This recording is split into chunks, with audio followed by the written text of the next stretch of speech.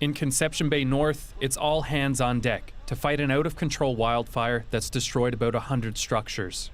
On the other side of Newfoundland, volunteer firefighters in Deer Lake knocked down a brush fire in a wooded area this week, narrowly avoiding a similar disaster. In this case, it's located close to the Trans-Canada and a lot of residential areas, so potentially could be catastrophic. Even that minor situation highlighted some flaws. This is what most fire departments in this province are equipped to handle. Trucks reaching high places, but not designed to go over woods roads.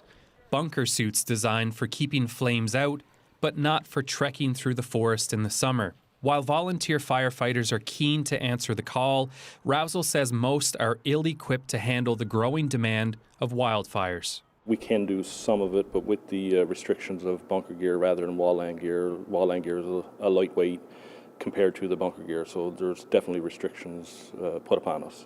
The situation led the Deer Lake Department to issue a plea on Facebook this week.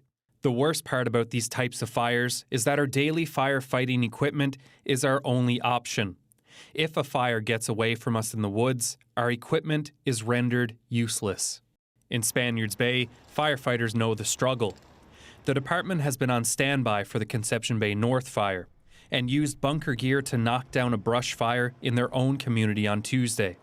It's fine for structure fires. It's not meant for wildfires, as this gear is quite heavy. It's 30 to 40 pounds a set. That's not including your SCBA and all that stuff. Regards of wildfighting gear, it's just some coveralls and stuff, and this stuff is just way too heavy. Everybody's getting overcome with heat. Spaniards Bay is looking at getting fire retardant coveralls, but at $6,000 for a set, it's half their annual gear budget.